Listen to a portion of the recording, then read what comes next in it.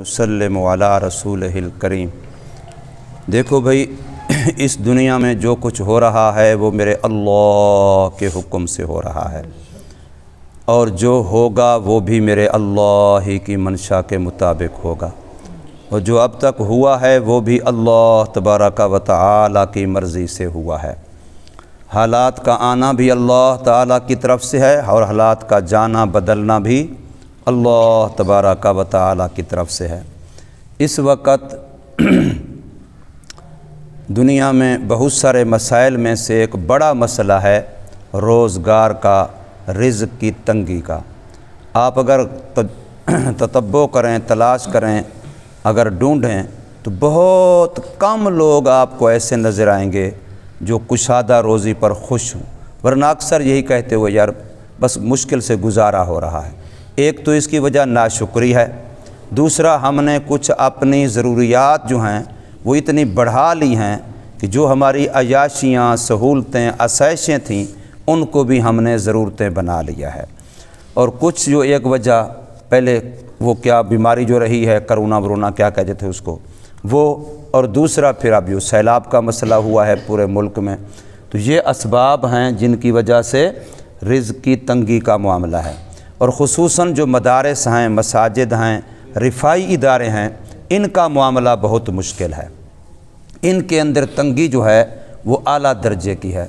अब कई साथी बता रहे थे कि बहुत सारे हमारे जो फैसलाबाद के बड़े बड़े मदारस हैं वहाँ तनख्वाहें बंद हैं, वहाँ बड़ी मुश्किल से गुजारा हो रहा है। चूँकि हमारे जो मदरसों को देने वाले लोग थे, हमने उन्हीं को तरगीब दी, उन्हीं की मिन्नत की, सैलाब ज़दगान की तरफ सारा कुछ इकट्ठा करके उलमाए किराम अल्हम्दुलिल्लाह ले गए मदरस वाले। अब बाद में वही लोगों ने चंदा देना था मदरसे को, तो उनके लिए अब क्या हो गई, मुश्किलात खड़ी हो गई हैं। तो अब हमें इसके लिए अल्लाह का कुंडा खटकाना है। अल्लाह का कुंडा खटकाने के लिए 5 अमल हैं जो मदरसे में ज़रूर होने चाहिए। नंबर 1, सुबह सुबह सूरह यासीन का पढ़ना बाकायदगी के साथ रोज़ाना हो, और हर बंदा पढ़े, मदरसे के असातिज़ा भी, तलबा भी। और नंबर 2 अमल है रात को सोने से पहले सूरह वाक़या का पढ़ना। ये भी हर बंदा पढ़े। शाम को जब पढ़ाई ख़त्म की जाए तो उस वक़्त सूरत वाक़या आखिर में पढ़ा ली जाए, फिर ख़त्म की जाए। और तीसरी चीज़ है ख़त्म ख़ाजगान।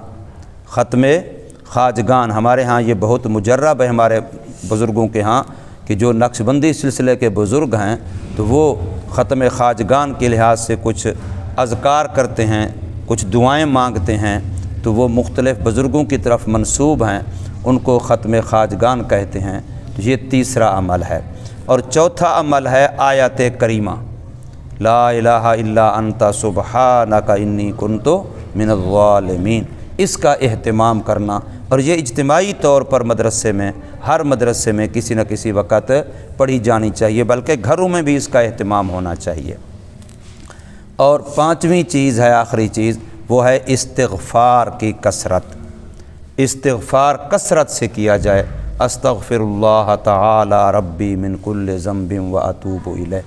कसरत से इस्तिग़फ़ार के अल्फ़ाज़ कोई भी हों, लेकिन 5वां कलमा इस्तिग़फ़ार है, तो कसरत से इसको पढ़ा जाए।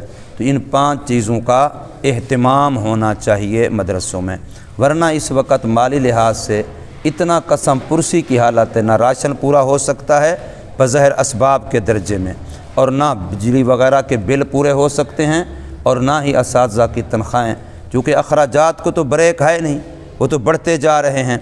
कोई भी चीज़ लो, प्याज लो तो 100 से ऊपर, कम से कम यानी कमज़ोर से कमज़ोर सब्ज़ी खरीदो तब भी 200-250 से ऊपर, 150 से ऊपर की बात है, इससे कम की बात नहीं है। घी है तो वो कहाँ है, गोश्त है तो वो कहाँ है, दालें हैं तो वो कहाँ हैं, आटा है तो वो कहाँ है। तो अब इतना ज़्यादा जब ख़र्चा होगा तो फिर ज़ाहिर है उसको कंट्रोल करने के लिए, उसको काबू करने के लिए अल्लाह का कुंडा खटकाना ज़रूरी है। ख़ज़ानों के चाबियाँ उसी के पास हैं, अल्लाह के पास हैं।